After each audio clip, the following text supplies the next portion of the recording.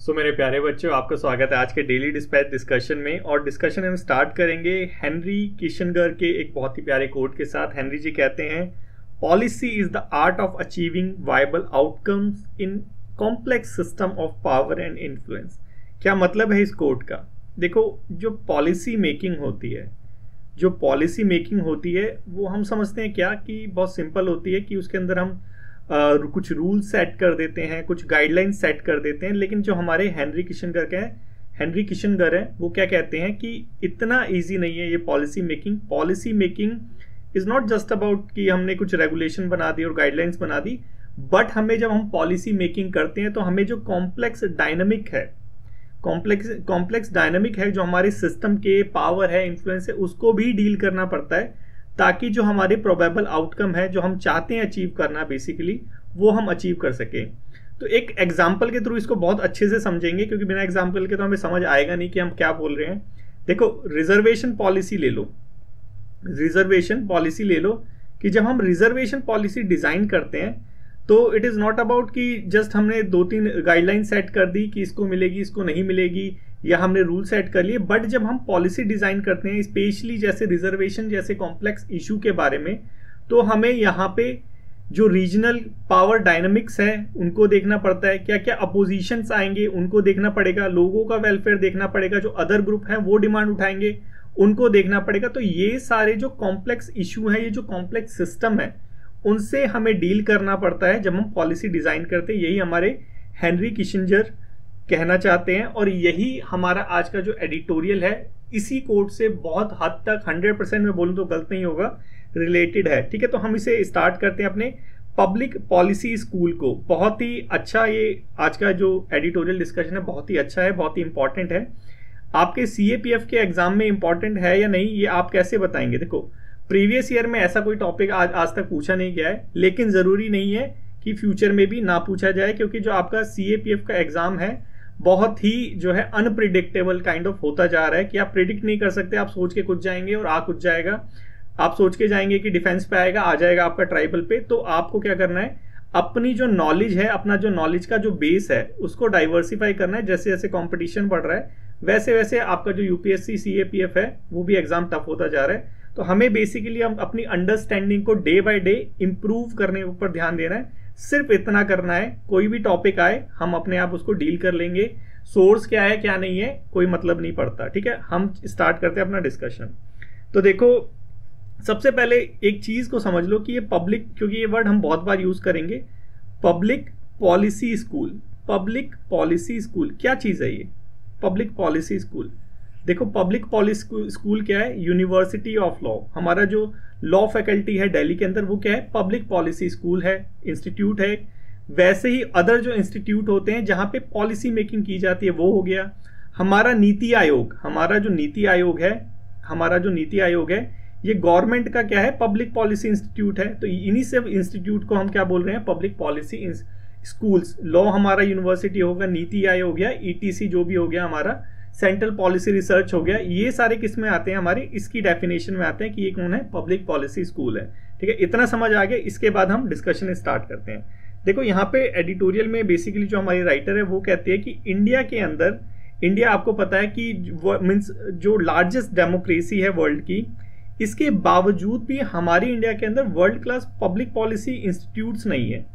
हमारे जो top elite लोग हैं उनको बाहर जाना पड़ता है, हार्वर्ड कैंडी स्कूल में या लंदन स्कूल ऑफ इकोनॉमिक्स में, ये सब सीखने के लिए, पब्लिक पॉलिसी सीखने के लिए। क्यों ऐसा है कि हमारे इंडिया में नहीं है?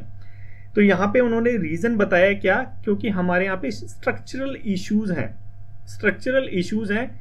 क्या वो स्ट्रक्चरल इश्यूज हैं, इसको हम बहुत अच्छे से डिस्कस करेंगे, क्योंकि ये बहुत इंपॉर्टेंट है एक इफेक्टिव पब्लिक पॉलिसी बनाने के लिए। जैसे हमने देखा, हमारे हेनरी ने क्या बोला कि इतना इजी नहीं है पब्लिक पॉलिसी बनाना, क्योंकि आपको क्या करना पड़ता है, जो कॉम्प्लेक्स डायनेमिक्स है, जैसे रिजर्वेशन पॉलिसी में देखा, उनको भी डील करना पड़ता है। तो एक एक करके चैलेंजेस को देखते हैं। सबसे पहला चैलेंज है सेंट्रलाइजेशन ऑफ पावर। देखो, जितने भी हमारे पब्लिक पॉलिसी इंस्टीट्यूट है, हमारी यूनिवर्सिटी हो गई, नीति आयोग हो गया, इसके अंदर जो पावर है कहीं ना कहीं कॉन्सेंट्रेटेड होती है। कहाँ?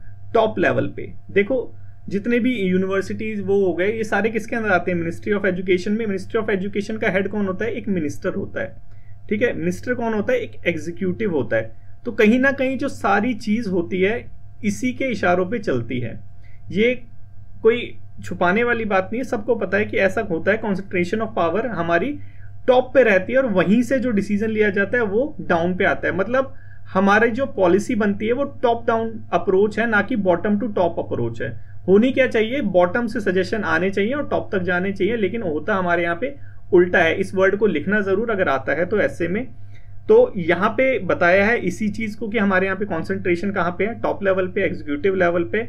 ये बहुत बड़ी प्रॉब्लम है। और जब भी पॉलिसी मेकिंग होती है तो हमारे यहाँ पे प्रॉब्लम क्या है कि जो हमारे पॉलिसी प्रोफेशनल्स हो गए, प्रोफेसर्स वगैरह हो गए, एकेडमिडियंस हो गए, ठीक है, ये सारे लोग हैं, एनजीओ वाले हो गए, ठीक है, सिविल सोसाइटी वाले हो गए, तो इनका कहीं ना कहीं इन्फ्लुएंस जो है, होते तो ये भी है वहां पे, ठीक है, पब्लिक पॉलिसी जब बनती है तो सब होते हैं, लेकिन इनका जो इन्फ्लुएंस है कहीं ना कहीं लिमिटेड होता है। ये हमारे एडिटोरियल में बताया गया है और ये न्यूज़पेपर में भी आता रहता है, ठीक है। सेकंड यहाँ पे बताया है क्या प्रॉब्लम है, क्या चैलेंजेस है हमारे इंस्टीट्यूट्स के साथ, कि जो लेजिस्लेचर ओवरसाइट है, लेजिस्लेचर मतलब पार्लियामेंट का या स्टेट लेजिस्लेचर का जो ओवरसाइट होना चाहिए, निगरानी होना चाहिए, वो कहीं ना कहीं वीक रहती है ऐसे इंस्टीट्यूट्स में।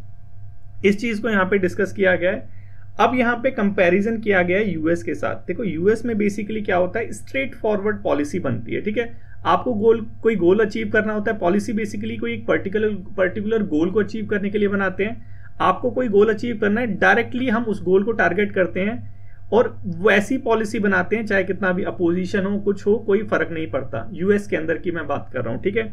वही यहाँ पे बताया, क्योंकि वहां पे क्या है, एक वाइब्रेंट इकोसिस्टम है, थिंक टैंक है, पॉलिसी स्कूल्स हैं, एडवोकेसीज ग्रुप हैं, जो भी हमारे एनजीओज वगैरह हो गए, उनकी पावर भी वहां पे ज्यादा है कंपैरेटिवली टू इंडिया। ये यहाँ पे चीज बताई गई। लेकिन इंडिया में क्या चीज है, इंडिया में सेंट्रलाइज एग्जीक्यूटिव है और पर्सनलाइज पार्टी है। पर्सनलाइज पार्टी मतलब कि कोई भी जब पॉलिसी बनती है एक पर्टिकुलर रीजन में, ठीक है, यहाँ पे आप न्यूट्रल रहना, किसी पार्टी का नाम मत लेना, सिंपल बोलना कि कोई भी रीजन में, कोई भी रूल में, किसी भी पार्टी के रूल में कोई अगर पॉलिसी बनती है तो वो पॉलिसी कहीं ना कहीं पार्टी के इंटरेस्ट से अलाइंड होती है, ठीक है, पार्टी की जो आइडियोलॉजी होती है उससे अलाइंड होती है। तो ये क्या चीज दिखा रही है कि यहाँ पे क्या है कि ऊपर वाले लेवल को लोगों को खुश करने के लिए हम पॉलिसी बना रहे हैं। एक्चुअल में जो होता है, आप रियलिटी में रहिए, प्रैग्मेटिक रहिए, आप आइडियोलॉजी में मत जाइए, ठीक है। इस चीज को मैं बोलूंगा एकदम कि जब ऐसे राइटिंग करते हैं तो वहां पे फ्री विल होता है, वहां पे आपको ऐसा नहीं है कि बनावटी लिखना है, वहां पे आपको फ्री विलिंग करनी होती है राइटिंग में। तो यहाँ पे ये एक्चुअल चीज होती है कि जो हमारी पॉलिसीज बनती है, हमारे जो इंस्टीट्यूट्स हैं, नीति आयोग हो गया या लॉ इंस्टीट्यूट्स हो गए, जो भी यूनिवर्सिटीज वगैरह हो गई, इकोनॉमिक की यूनिवर्सिटीज हो गई, कहीं ना कहीं वो जो टॉप पे बैठा हुआ है उसको अपीज करने के लिए ये सारी चीज बनती है, यही पर्सनलाइज पार्टी होती है, ठीक है। अब यहाँ पे एक चीज और बताइए कि जैसे ही रिजिम चेंज होता है वैसे ही जो ग्रुप्स और इंडिविजुअल अलाइन होते हैं पर्टिकुलर पॉलिसी मेकिंग में, और पर्टिकुलर पॉलिसी मेकिंग में अगर वो अलाइन होते हैं प्रीवियस रिजिम में जो गवर्नमेंट थी उससे, तो उनको साइडलाइन कर दिया जाता है, फिर नए बंदे आ जाते हैं, फिर पॉलिसी फिर चेंज हो जाती है। किसके फेवर में? जो सेंट्रलाइज पार्टी है, जो सेंट्रलाइज सिस्टम है उसके फेवर में, एग्जीक्यूटिव जो टॉप पे बैठा हुआ है, ठीक है। ये एक प्रॉब्लम है। लेकिन जो इंस्टीट्यूशनलाइज्ड डेमोक्रेसीज होती है, यूएसए की यहाँ पे बात कर रहे हैं, वहां पे जो थिंक टैंक हो गए, सिविल सोसाइटी हो गई, इनका इन्फ्लुएंस बहुत ज्यादा होता है, ठीक है। लेकिन हमारे यहाँ पे एनजीओज वगैरह पे एक्ट वगैरह लगा के उनको चुप करा दिया जाता है। ये सारी चीजें कॉमन है, होती रहती है। ये सारी चीजें यहाँ पे बताइए। तो ये कहीं ना कहीं क्या चीज है, देखो समझने की कोशिश करना, ये कहीं ना कहीं क्या चीज है कि इफेक्टिव पॉलिसी मेकिंग में एक हर्डल पैदा करती है, एक बाधा पैदा करती है या नहीं करती। हमारे हेनरी ने क्या बोला, यही सेम चीज बोली कि पॉलिसी बनाना इतना इजी नहीं है कि सिंपल हमने रूल सेट कर दिए, गाइडलाइन सेट कर दी और हो गया। कॉम्प्लेक्स सिस्टम है, हमें कॉम्प्लेक्स सिस्टम से डील करना है। तो यहाँ पे इस कॉम्प्लेक्स सिस्टम से डील करने के लिए कुछ अप्रोचेस बताई गई हैं। तो ये क्या अप्रोचेस हैं? देखो अप्रोचेस क्या है कि हमें क्या करना चाहिए कि ये जो इंस्टीट्यूट्स हैं, ठीक है, जैसे जितने भी इंस्टीट्यूट हो गए पॉलिसी मेकिंग में, यहाँ पे जो हमारे बच्चे पढ़ रहे हैं, ठीक है, यही पॉलिसी मेकर्स बनेंगे आगे चल के। तो यहाँ पे उनके लिए क्या बताया है कि हमारा जो करिकुलम है इंस्टीट्यूट्स में, उसको कुछ ऐसे डिजाइन करना चाहिए कि जो हमारे यहाँ पे रियलिटी है, पॉलिटिकल रियलिटी है, इनफॉर्मेलिटी है, जो भी हमारे यहाँ पे ये जो पावर डायनामिक्स है, इसको उनको बताना चाहिए पहले से ही। कि उनके अंदर अंडरस्टैंडिंग आए कि उनको सिर्फ पॉलिसी मेकिंग ही नहीं करनी, जो रीजनल पावर स्ट्रक्चर है उनसे भी निपटना है, कास्ट डायनेमिक्स है उनसे भी निपटना है, ग्रास रूट मूवमेंट चलेंगे उनको भी देखना है, इनफॉर्मल जितने भी नेटवर्क है वो सारी चीजें भी निपटनी है, और उनको सबको एक करिकुलम में डाल के उनके माइंड में ये सारी चीजें पहले से हमें बिठा देनी चाहिए। ये एडिटोरियल का तात्पर्य है, कहना चाहता है एडिटोरियल, ठीक है। तो यहाँ पे कहीं ना कहीं उनके अंदर हम स्किल डेवलपमेंट करेंगे, कैसी, आइडियलिज्म की नहीं, प्रेगमेटिज्म की, मतलब प्रैक्टिकल बनाएंगे उनको हम, ताकि वो जो लोकल कंडीशन है उससे भी अवगत हो, और जो ट्रेडिशनल पॉलिसी एक्सपर्टीज चाहिए वो भी उनको मिले। मतलब क्या है यहाँ पे, इसका मतलब सिंपल है कि जो हमारे पॉलिसी मेकर्स बनेंगे, जो अब आएंगे, अगर हम ऐसी चीज कर देते हैं तो वो क्या होगा, उनको ट्रेडिशनल उन पे एक्सपीरियंस भी होगा कि एक्चुअल में पॉलिसी मेकिंग करनी कैसे है। सेकंड थिंग, उन पे ये भी होगा आने से पहले कि भाई जो ग्राउंड लेवल पे वो है उनको हमें कैसे डील करना है, मतलब लोकल कंडीशन को कैसे डील करना है। रिजर्वेशन पॉलिसी का यहाँ पे आप एग्जांपल ले लो कि रिजर्वेशन पॉलिसी का मोटिव क्या है, जो सोशली जो हमारे बैकवर्ड हैं उनको आगे लेके आना, लेकिन यहाँ इनको आगे लेके आने के साथ साथ हमें जो अदर डायनेमिक्स है उनको कैसे डील करना है, ये दोनों चीज उनको हमें करिकुलम में पढ़ानी चाहिए। ये चीज यहाँ पे बताया गया है। अब ये चीज करेंगे तो क्या होगा कि देखो, ये चीज तो हो गई, लोकल कंडीशन क्या करेगी, उनके अंदर एक रियलिटी जो लोगों के, मतलब लोगों के अंदर, लोगों के साथ एक्चुअली में जो हो रहा है उनके, उसके लिए एम्पैथी पैदा करेगी, सद्भावना पैदा करेगी कि भाई एक फीलिंग होगी उनके अंदर कि ये हमारे ही लोग हैं, इनके लिए हमें कुछ करना है, इनके लिए कुछ करना है। इसका मतलब ये नहीं कि अपने आप को जो पावर में है उसके साथ अटैच कर ले, ठीक है। ये चीज भी यहाँ पे डिस्कस की गई है। क्या चीज कि देखो यहाँ पे बताया गया है कि हमारे अब जो बच्चे होंगे कि जो पॉलिसी मेकिंग करेंगे, ठीक है, जो भी होंगे, देखो यहाँ पे बताया गया है बेसिकली क्या कि वो रियलिटी से तो अवगत हो गए, ठीक है, कि रियलिटी एक्चुअल में क्या है ग्राउंड की, ठीक है, रियलिटी उनको पता चल गई। लेकिन इसका मतलब ये नहीं कि जब वो पॉलिसी बनाए तो वो अपने आप को अटैच कर ले पॉलिटिकल फिगर से या जो भी पर्सन पावर में है, क्योंकि हमने देखा था कि क्या होता है कि पावर चेंज हुई और ये जो पॉलिसी मेकर है ये चेंज हो गया।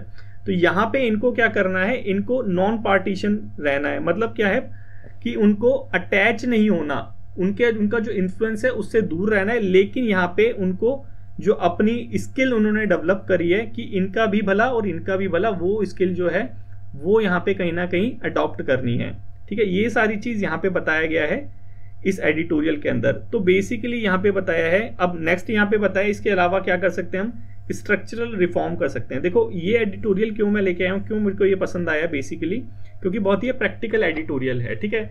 जितने भी एडिटोरियल आते हैं बेसिकली बोलते हैं कि ये रिफॉर्म कर दो, वो रिफॉर्म कर दो, लेकिन एक्चुअल में रिफॉर्म करने के बाद भी जो आउटकम है वो हमें मिल नहीं पाते। हमें क्या चाहिए, आउटकम चाहिए।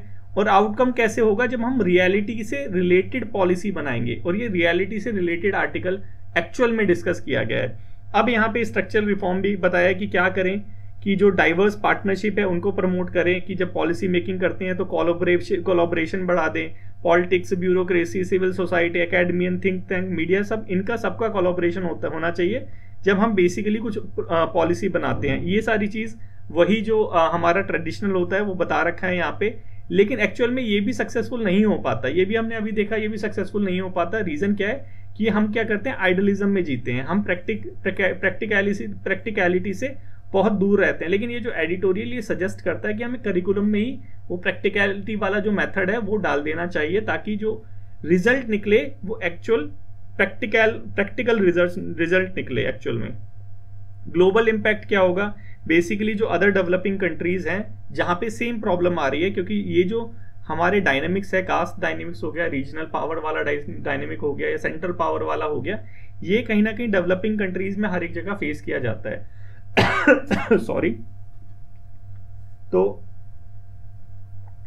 डेवलपिंग कंट्रीज में हर जगह ये फेस किया जाता है। तो कहीं ना कहीं अगर इंडिया यहाँ पे पहल करेगा और लेके आएगा ऐसा, तो ये कहीं ना कहीं एक ग्लोबल मॉडल जो है वो बन जाएगा। तो यही सारी चीजें यहाँ एडिटोरियल में डिस्कस की गई है, और आपको समझ भी आया होगा कि एक्चुअल में हमें प्रैक्टिकल रहना चाहिए जब हम ये सारी चीजें करते हैं। और यही रीजन है कि हमारे यहाँ पे जो है वर्ल्ड लेवल के जो है पॉलिसी इंस्टीट्यूट नहीं है, पब्लिक पॉलिसी इंस्टीट्यूट नहीं है। और हेनरी का जो कोट था 100% एप्लीकेबल है इस एडिटोरियल के लिए। तो आपके लिए एक प्रैक्टिस क्वेश्चन है, कल संडे का टाइम है और आज बहुत ही लेट हो गई, 8 तो 8:30 तो अभी बज रहे हैं, अपलोड करते करते 9 बज जाएंगे। तो आपको क्या करना है कि कल, आज तो आप कर नहीं पाओगे, आपको क्या करना है, कल संडे का टाइम है तो कल आपको ये अटेम्प्ट करने की कोशिश करना, क्योंकि ये वाला जो टॉपिक है इसमें एक्चुअल में आपको क्या लिखना है, वही जो न्यूज़पेपर में स्टेट वाले में आता है वो सारी जो चीजें चलती हैं वो सारी चीजें लिखनी है। जैसे आप ले लीजिए केरला में वायनाड हो गया ना, वहां पे क्या इश्यूज आ रहे हैं कि वो सेंट्रल फंड नहीं दे रहा, तो ये क्या चीज है, यही तो पावर डायनेमिक्स है कि भाई जो सेंटर है वो अपनी मनमानी दिखा रहा है यहाँ पे। अब जो पॉलिसी मेकिंग अगर इसके अकॉर्डिंग करेंगे तो दोनों के इंटरेस्ट सर्व हो जाएंगे, और जो लोग हैं, जो ग्राउंड लेवल पे लोग हैं, जो पुअर लोग हैं, उनका भी भला हो जाएगा। यही ये एडिटोरियल बेसिकली बोलना चाहता है। ठीक है, तो समझने की कोशिश करा करो। नेक्स्ट हम देखते हैं क्लाइमेट फाइनेंस के ऊपर। देखो क्लाइमेट फाइनेंस से रिलेटेड हम बहुत सारे आर्टिकल एडिटोरियल देख चुके हैं, इसके अंदर भी सारे पॉइंट जो है रिपीट है, लेकिन कुछ पॉइंट इसके अंदर न्यू है, इसलिए इसे लेके आया हूं। यहाँ पे बेसिकली इंडिया का स्टैंड बताया। इंडिया ने जो हमारी कॉप चल रही है 29, कॉप जो हमारी 29 चल रही है, कहाँ चल रही है कमेंट करके बता दो थोड़ा। देखो कॉप जो 29 चल रही है वहां पे इंडिया ने बेसिकली क्या एम्फसाइज करा है, इन्वेस्टमेंट गोल के बारे में क्या बोला है। बेसिकली इंडिया ने बोला है कि जो क्लाइमेट फाइनेंस की जो डेवलपिंग कंट्रीज डिमांड कर रहा है ना, इसको इन्वेस्टमेंट गोल मत समझो अपना, डेवलप्ड कंट्रीज को बोला है। मैंने आपको बताया था कि इंडिया, या बोलो कि डेवलपिंग कंट्रीज को क्या चाहिए, डेवलपिंग कंट्रीज को कुछ नहीं चाहिए, सिर्फ दो चीज चाहिए, एक दे दो पैसा और एक दे दो टेक्नोलॉजी, हम खुद कर लेंगे जो करना है, बस ये दो चीज हमें प्रोवाइड करा दो। ठीक है, ये चाहे हमारा कॉप तुम्हारा UNFCCC का हो, UNFCBD का हो, किसी का भी कॉप हो, हम इन दो चीजों पे रहते हैं, हमें ये दो चीज दो बस, और तीसरी चीज हमें चाहिए ही नहीं, खुद ले लेंगे। ठीक है, तो यहाँ पे बताया है कि ये जो तुम फाइनेंस दे रहे हो इसको तुम ये मत समझो कि इन्वेस्टमेंट है। क्यों, देखो इन्वेस्टमेंट में हमेशा हम रिटर्न की अपेक्षा रखते हैं, रिटर्न की आशा रखते हैं कि भाई कुछ रिटर्न आएगा, लेकिन ये जो क्लाइमेट फाइनेंस है ये क्या चीज है, ये वो चीज है जो तुमने करी है, तुमने मतलब डेवलप्ड कंट्रीज ने, डेवलप्ड USA वगैरह हो गया, इन्होंने जो ग्रीन हाउस गैस एमिशन फैलाया है उससे निपटने के लिए क्लाइमेट फाइनेंस है, ये इन्वेस्टमेंट नहीं है डेवलप्ड कंट्रीज की। ये इंडिया ने बेसिकली बोला है, और यही बोला है कि ये यूनिडायरेक्शनल है कि एक बार फंड आएगा तो इससे क्लाइमेट चेंज से निपटने के लिए इनिशिएटिव लिए जाएंगे, पैसा रिटर्न नहीं आएगा। बेसिकली यही तो बोला है ये इंडिया ने, और क्या बोला है समझने की कोशिश करा करो। अब देखो थोड़ा सा देखते हैं इंडिया का लीडरशिप रोल। देखो इंडिया हमेशा रिप्रेजेंट करता है लाइक माइंडेड डेवलपिंग कंट्रीज को, क्योंकि डेवलपिंग कंट्रीज की सबकी डिमांड एक, पैसा और टेक्नोलॉजी। ठीक है, और यहाँ पे इंडिया ने हाईलाइट भी करा कि जो क्लाइमेट चेंज हो रहा है उसका इम्पैक्ट थोड़ा बढ़ रहा है। उसके बाद कुछ प्रिंसिपल्स देख लेते हैं। प्रिंसिपल हम ये सारे चीज देख चुके हैं। इंडिया, देखो इंडिया का स्टैंड समझने की कोशिश करना क्लाइमेट वाले इशू में, कभी कुछ आ जाता है इससे रिलेटेड तो तुम्हें इंडिया का स्टैंड जरूर लिखना है, तुम्हें एक्स्ट्रा मार्क्स मिलेंगे यहाँ पे जब तुम लिखोगे ना, पर्टिकुलरली कि इंडिया स्टैंड किसके लिए करता है क्लाइमेट फाइनेंस, क्लाइमेट का जो इशू है इंडिया का स्टैंड क्या है, तो वहां पे उनको जो तुम्हारा चेकर होगा UPSC CAPF में, उसको एक्चुअल में पता चल जाएगा कि तुम्हें सारी चीज पता है, क्योंकि तुम इंडिया के स्टैंड को जानते हो। तो इंडिया किसके लिए स्टैंड करता है, इंडिया स्टैंड करता है इक्विटी के लिए, इक्वालिटी के लिए नहीं, इंडिया स्टैंड करता है इक्विटी के लिए। क्या इक्विटी मतलब कि जिसका जितना हिस्सा वो करेगा, इक्विटी का मतलब है ये कॉमन बट डिफरेंशियल रिस्पॉन्सिबिलिटी, हमने कल भी समझा था। ये क्या चीज है, देखो ये वही चीज है कि जो नेट वाला वही ले लो कि 0 कार्बन एमिशन का टारगेट है, डेवलप्ड कंट्रीज का अलग है, डेवलपिंग कंट्रीज का अलग है। डेवलप्ड कंट्रीज का अगर 2030 है तो डेवलपिंग का 2070 है। ये क्या चीज है कि रिस्पॉन्सिबिलिटी तो है कॉमन, लेकिन हम इसको निभा रहे हैं अलग अलग, डिफरेंशिएट रिस्पॉन्सिबिलिटी। ठीक है, समझ गए, कॉमन बट डिफरेंशिएट रिस्पॉन्सिबिलिटी की डेवलपिंग कंट्रीज बाद में करेगी और डेवलप्ड कंट्रीज पहले करेगी, क्योंकि इन्होंने ज्यादा फैलाया। यही क्या है, यही है इक्विटी, और यही वाला ये वाला है। और यहाँ पे बताया कि इंडिया ने बोला कि जो क्लाइमेट फाइनेंस है वो अलाइन होना चाहिए किसके साथ, जो हमारे SDG गोल हैं उसके साथ, पॉवर्टी इरेडिकेशन प्रोग्राम है उसके साथ, और ग्लोबल साउथ के साथ। तो देखो ग्लोबल साउथ को समझो भाई, ग्लोबल साउथ क्या चीज है। देखो छोटी छोटी चीजें ना साथ साथ क्लियर करते चलेंगे। ग्लोबल साउथ क्या चीज है, देखो पहले तो ये समझो इंडिया ग्लोबल साउथ में आता है या नहीं आता, पहले ये बताओ। बिल्कुल आता है भाई, इंडिया ग्लोबल साउथ में आता है। अब दूसरा मेरे को जवाब दो कि ग्लोबल साउथ में जो है, जो हमारा इक्वेटर है, इक्वेटर से ऊपर की कंट्री ग्लोबल नॉर्थ में आती है और नीचे की कंट्री ग्लोबल साउथ में आती है। क्या ऐसा है? बिल्कुल नहीं है ऐसा। क्यों? क्योंकि इंडिया तो ऊपर की कंट्रियों में आता है। बिल्कुल नहीं है। अब चलो एक बार और बताओ कि जो ग्लोबल नॉर्थ है वो सारे नॉर्थ में आते हैं, साउथ वाले सारे साउथ में आते हैं? नहीं, जो ऑस्ट्रेलिया है वो हमारा ग्लोबल साउथ में नहीं आता। तो ठीक है, थोड़ा थोड़ा तुम्हें पता होना चाहिए। चलो मैं तुम्हें मैप में दिखाता हूँ एक बार कि ग्लोबल साउथ कौन कौन सी कंट्रीज है, साथ साथ देखते चलेंगे ग्लोबल। और देखो ये देखो, चलो पहले इसे देख लो, ये है हमारा आर्ग्यूमेंट राइटिंग वाला। ठीक है, इस आर्ग्यूमेंट राइटिंग हमारे उस पे ही है, वेबसाइट पे ही है, टोटली फ्री है। जो भी आर्ग्यूमेंट होंगे मैं यहाँ पे गारंटी देता हूँ कि इधर से ही आएंगे और कहीं से तुम्हारे इधर उधर से नहीं आएंगे। तो इसको थोड़ा सा देख लेना। ग्लोबल साउथ देख रहे थे हम, ग्लोबल साउथ। ठीक है, ये आ गए हमारे ग्लोबल साउथ। देखो इमेज को देखो थोड़ा सा ध्यान से, ये रही हमारी ग्लोबल साउथ की कंट्री, दिख रही है? देखो ग्लोबल साउथ में इक्वेटर से कोई लेना देना नहीं है, पहले तो ये समझ लो। ग्लोबल साउथ का ज्यादातर यहाँ पे कौन सी है कंट्री? डेवलपिंग कंट्रीज हैं। ठीक है, ऑस्ट्रेलिया ये सारे ऊपर आ गए। डेवलप्ड और डेवलपिंग कंट्रीज का बेसिकली ये यहाँ पे एक डिवाइड करा हुआ है। इतना समझ आ गया?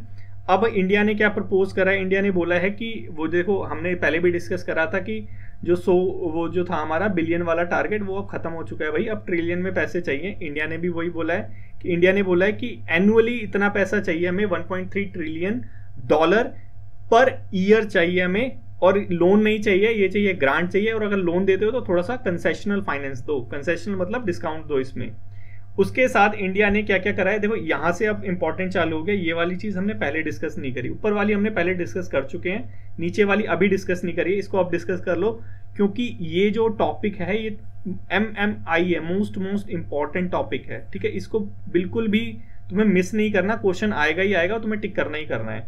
ठीक है, इंडिया ने क्रिटिसाइज करा है प्रोटेक्शनिस्ट ट्रेड मेजर्स को। ये क्या प्रोटेक्शनिस्ट ट्रेड मेजर्स हैं? देखो क्या चीज है, इसको थोड़ा सा समझ लो। देखो क्या होता है ना कि हमारा वर्ल्ड ट्रेड ऑर्गेनाइजेशन है, WTO है, कुछ उसके रूल्स रेगुलेशंस वगैरह है, उसकी वजह से हम डायरेक्टली जो है टैरिफ वगैरह लगा नहीं सकते। हम क्या लगाएंगे? डेवलप्ड जो कंट्रीज है वो डायरेक्टली लगा नहीं सकती, तो वो इनडायरेक्ट मेजर्स देखती है कि किसी ना किसी तरह जो है डेवलपिंग कंट्रीज से जो सामान आ रहा है कहीं ना कहीं उस पर ब्लॉक लगा दे, उसका माल महंगा कर दे, ताकि जो हमारे यहाँ पे जो इंडस्ट्री है वो उनका सामान जो है हमारे यहाँ पे बिके। ये सारी चीज करते हैं डेवलप्ड कंट्रीज। ठीक है, तो अब उनका नया तरीका क्या है? उनका नया तरीका है ये CBAM, carbon border adjustment mechanism. क्या चीज है ये? Carbon border adjustment mechanism. देखो डेवलप्ड कंट्री, यूरोपियन यूनियन की स्पेशली बात कर रहा हूँ, क्या लेके आया है कि हमारे यहाँ से कोई सामान आएगा। ठीक है, लेट्स से हमारे यहाँ से स्टील वगैरह जो है वो सप्लाई होता है कहाँ पे? यूरोपियन कंट्रीज में। स्टील हो गया, आयरन हो गया, ये सारी चीजें सप्लाई होती हैं। ठीक है, तो स्टील बनाने के अंदर कोयले का यूज होता है, कार्बन एमिशन होता है बहुत ज्यादा। ठीक है, मतलब जो स्टील है वो one of the most carbon emitting जो है इंडस्ट्री में आता है। तो डेवलप्ड कंट्रीज बोलती है कि जो भी प्रोडक्ट आएगा उसको हम कार्बन के बेस पे मेजर करेंगे। कार्बन एमिशन नॉर्म्स लेके आ गई कि जो पर्टिकुलर प्रोडक्ट है वो ग्रीन एनर्जी से बना हुआ होना चाहिए। ठीक है, तो अगर ये चीजें होंगी तो उसके बाद ये क्या करेंगे? स्टील पे टैक्स लगाएंगे कि भाई ये CBAM के अंदर ये जो है ये कार्बन जो तुम्हारा एमिशन नॉर्म्स है उसको वियोलेट करता है, इसको वियोलेट करता है, तो इस पे टैक्स लगेगा। टैक्स लगने की वजह से हमारा स्टील हो जाएगा महंगा और फिर ये यूरोपियन कंट्रीज में डिमांड इसकी घट जाएगी। ठीक है, हमारी इंडस्ट्री ठप हो जाएगी। तो ये तरीके लेके आती है डेवलप्ड कंट्री, और हमेशा इंडिया क्या करता है? अपोज करता है इन चीजों को। और हम सोचते हैं कि यार क्यों अपोज कर रहा है, ये तरीका है इसका, इसके पीछे ये सारी चीज चल रही है। ठीक है, तो समझने की कोशिश करना। और चाइना ने भी हमारा साथ दिया है। देखो हमें तुम्हें पता होना चाहिए कि इंडिया जो चाइना है अब भाई भाई है। किसके? क्लाइमेट चेंज के मैटर में इंडिया चाइना भाई भाई है। ठीक है, बॉर्डर पे कुछ भी हो रहा हो, लेकिन क्लाइमेट चेंज के मैटर पे हम दोनों भाई भाई हैं। इंडिया ने सेम चीज बोली, यहाँ पे प्रोटेक्शनिस्ट बोला, इसने बोला यूनिलैटरल जो रिस्ट्रिक्शन होता है ट्रेड पे वो सारी चीज। और ये ब्रिक्स ग्रुप हम कल भी देख चुके हैं, ये सारी चीज यहाँ पे डिस्कस की गई है और यही जो है आगे तक यहाँ पे डिस्कस किया है। ठीक है, मेन चीज क्या थी? ये थी हमारी CBAM। ठीक है, ये हमारा एडिटोरियल नहीं है, ये तो हमारी बेसिक चीज है। तो आपको बस की जो वर्ड्स हैं उसको समझना है, क्या चल रहा है उसको समझना है, ये सारी चीजें हैं। ठीक है, आपको क्या करना है? ये जो कॉप जितनी भी हुई है, इंपॉर्टेंट कॉप्स मैंने एक साथ आपके लिए लेके आया हूँ। ये बुक्स वगैरह में नहीं मिलेगी भाई, ये बहुत इंपॉर्टेंट है कि कॉप कौन सी थी, कहाँ पे हुई थी, कौन से ईयर में हुई थी और उसका आउटकम क्या था। ये आउटकम है। ठीक है, ये क्या है? आउटकम है। तो ये तुम थोड़ा सा याद कर लेना और प्रीवियस ईयर का क्वेश्चंस देख लोगे तो तुम्हें लगेगा कि भाई ये तुम्हें याद होना ही चाहिए, क्योंकि ये आते हैं। ये पूछ लेता है, एक दो कॉप दे देता है, कॉप के साथ मैच करने के लिए देता है कि कहाँ पे हुई थी, कहाँ पे हुई थी दे दी, तो आप पूछेगा आउटकम क्या था इस कॉप का, कैसे बताओगे? यहाँ याद करो और बताओ। ठीक है, नेक्स्ट आर्टिकल की तरफ चलते हैं, ठीक है। अब इसको अटेम्प्ट करने की कोशिश करना, ये आपके लिए प्रैक्टिस क्वेश्चन है। अटेम्प्ट करना और एक कमेंट करना, कमेंट करते हो तो मुझे थोड़ा सा अच्छा लगता है, ठीक है। अच्छा लगता है तो मुझे भी लगता है कि भाई कोई देख रहा है मेरे को, तो कमेंट करा करो। अब चलते हैं नेक्स्ट आर्टिकल की तरफ। नेक्स्ट आर्टिकल है हमारा ऑपरेशन सागर मंथन। सागर मंथन हमारी टेस्ट सीरीज से रिलेटेड है। चलो देखो, इधर देखो कि यहाँ पे न्यूज क्या है। न्यूज बेसिकली थी कि 700 किलो जो है मैफेटामाइन, जो एक नशे का पदार्थ होता है, वो पोरबंदर गुजरात में पकड़ा गया। 700 किलो बहुत ज्यादा होते हैं। तो इसको पकड़ने के लिए जो हमारा ऑपरेशन था उसका नाम क्या था, सागर मंथन, ऑपरेशन सागर मंथन। तो इसके बारे में हमें थोड़ा सा बेसिक जानना जरूरी है। अगर सिंपली आ जाता है कि ऑपरेशन सागर मंथन क्या होता है तो आप खुद ही बता दो कि भाई ड्रग से रिलेटेड कुछ था, तो ड्रग ट्रैफिकिंग को पकड़ने के लिए या रोकने के लिए कुछ चीज होगी। अब स्पेसिफिक अगर आ गया तो वहां पे तुम थोड़ा मारे जाओगे, तो स्पेसिफिक थोड़ा सा यहाँ पे याद कर लेना। यही चीज होती है कि भाई डेली डिस्पैच देखते हैं तो थोड़ा एक्स्ट्रा इन्फॉर्मेशन हमें मिल जाती है जो न्यूज़पेपर में नहीं कवर की गई होती, ठीक है। तो सागर मंथन में क्या था, देखो सागर मंथन सबसे पहले समझो किसका इनिशिएटिव है। ये इनिशिएटिव है नारकोटिक कंट्रोल ब्यूरो का, एनसीबी का, ठीक है। एनसीबी अकेले करती है इसको? नहीं भाई, एनसीबी अकेले कैसे कर सकती है। एनसीबी के साथ हमारी होती है इंडियन नेवी होती है, ठीक है। पेन को क्या हो गया ये तो बताओ, ऐसे होता है देखो, हाँ हमारी इंडियन नेवी होती है, नारकोटिक्स के साथ हमारी इंडियन नेवी होती है। लॉ एनफोर्समेंट एजेंसी होती है, यहाँ पे कौन सी थी, गुजरात की थी क्योंकि गुजरात वाला हिस्सा था। और इसके साथ क्या क्या चीज होती है, एम क्या रहता है बेसिकली, ड्रग ट्रैफिकिंग को रोकना। कौन से रूट के थ्रू, ये चीज याद रखो। देखो ट्रेड ये है मरीटाइम रूट के थ्रू। ये जो हमारा ये सागर मंथन जो ऑपरेशन है, इसका एम नहीं है कि इसको रोड के थ्रू जो टेरिटोरियल मतलब पाकिस्तान के बॉर्डर से जो कुछ आ रहा हो ट्रक वगैरह उसको रोकना, ये नहीं है। मरीटाइम से, देख लिखा हुआ है ना मरीटाइम रूट, मरीटाइम से जो आ रहा है, समुद्र के रास्ते से जो ड्रग आ रहा है उसको रोकना हमारा ऑपरेशन का मकसद है। किसका, सागर मंथन। सागर मंथन को याद रखना, सागर सिर्फ सागर में ही होगा। ऑब्जेक्टिव बेसिकली क्या रहता है, देखो ड्रग ट्रैफिकिंग को रोकना, वही हमने देखा वाटर में और मेडिटेरियन रूट में। और ये तो चलो वही है कि जो ड्रग सिंडिकेट्स हैं, जो हमारे ड्रग कार्टेल वगैरह हैं, उनको थोड़ा सा ब्रेक करना, जो चेन बनी हुई है। मल्टी एजेंसी एफर्ट होता है, हमने पहले ही देख लिया। हमारा एनबीसी क्या था, एनसीबी होता है हमारा नारकोटिक वाला डिपार्टमेंट। इसके साथ इंडियन नेवी होती है, लोकल जो वहाँ की पुलिस वगैरह थे, गुजरात वहाँ पे टेररिस्ट अटैक था वो हो गई। उसके साथ इंटरनेशनल एजेंसीज भी होती हैं, जैसे यहाँ पे foreign drug law enforcement agency, ये सारी चीजें भी इनके साथ रहती हैं। स्ट्रेटेजिक गोल क्या है, ये थोड़ा इंपॉर्टेंट है, इसको समझ लो। देखो यहाँ पे ये इंपॉर्टेंट था कि इंटरनेशनल एजेंसी भी इसका पार्ट होती है, ठीक है, इसको थोड़ा समझना जरूरी है। अब यहाँ पे हमारा ये जो गोल है किससे अलाइन है, देखो हमारा गोल है, हमारा एक मिशन है क्या, नशा मुक्त भारत बनाना। कब तक बनाना, 2047 तक। 2047 तक हमें क्या करना है, इंडिया को नशा मुक्त बनाना है, ये हमारा मिशन है। तो ये हमारे जो माननीय प्रधानमंत्री जी हैं, उन्होंने इस मिशन को लॉन्च किया था। तो इस मिशन को नशा मुक्त भारत हमें बनाना है। तो इस नशा मुक्त भारत बनाने के लिए जो नशे का पदार्थ है जो इंडिया में आ रहा है, पहले तो उसे रोकना पड़ेगा, और उसी के लिए क्या है हमारा ऑपरेशन सागर मंथन। तो आपके लिए एक क्वेश्चन है, प्रैक्टिस क्वेश्चन, इसको प्रैक्टिस करो और इसका आंसर जो है वो कमेंट बॉक्स में कमेंट करो। आसान है, बहुत ही आसान है। अब लास्ट जो हमारा है एपेक। देखो आज तक हमने ये एपेक के बारे में डिस्कस नहीं करा, लेकिन आज न्यूज में आया तो इसके बारे में हम डिस्कस कर लेंगे।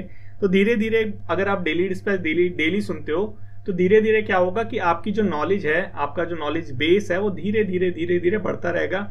हर एक जो टॉपिक है जो आपकी बुक में भी कवर नहीं किया गया, वो भी आप यहाँ पे डेली डिस्पैच में देख लेंगे, ठीक है। तो एपेक को देखते हैं। यूएस के प्रेसिडेंट जो बाइडन और चाइनीज हमारे प्रेसिडेंट जिनपिंग, ठीक है, इन्होंने अभी बेसिकली ये जो मीटिंग है APEC, Asia Pacific economic corporation, ठीक है, फुल फॉर्म भी याद रखो, फुल फॉर्म भी पूछते हैं तुम्हारे में। Asia Pacific economic corporation Peru में जो हुई थी बेसिकली, इसको यहाँ पे ज्वाइन किया है, ठीक है। अब यहाँ पे इसके बारे में थोड़ा सा देख लेते हैं, भाई इंडिया ने क्यों नहीं ज्वाइन करा, इंडिया क्या इसका मेंबर है या नहीं है, कौन कौन कंट्री मेंबर है कौन नहीं है, तो हमें यहाँ पे पता होना चाहिए इस चीज का, ठीक है। क्योंकि क्वेश्चन अगर पूछता है तो ऑप्शन में वो इंडिया जरूर देगा, ऐसा तो वो करता है, उसको तो पता है भी, तुम रट के तो बैठोगे नहीं सारी कंट्रियों के नाम, लेकिन तुम्हें एटलीस्ट ये तो याद होना चाहिए कि भाई इंडिया पार्ट है या नहीं, ये तो तुम्हें याद होना चाहिए ना। तो ये थोड़ा सा ट्रिकी होता है, तो तुम्हें समझना पड़ेगा इसको थोड़ा थोड़ा। चलो एपेक के बारे में हम देखते हैं, एपेक है क्या चीज। इकोनॉमिक कॉर्पोरेशन हमने देख लिया था, इसके नाम में भी आता है एशिया पैसिफिक इकोनॉमिक कॉर्पोरेशन। तो कहीं ना कहीं ये इकोनॉमिक फर्म होगा तो यही है, ये रीजनल जो है इकोनॉमिक फोरम है। कब एस्टेब्लिश हुआ था, ईयर थोड़ा सा याद रखना, ध्यान में रखना, 1989 में एस्टेब्लिश हुआ था। मकसद क्या था इसका, फ्री ट्रेड करना और इकोनॉमिक कॉर्पोरेशन को एस्टेब्लिश करना।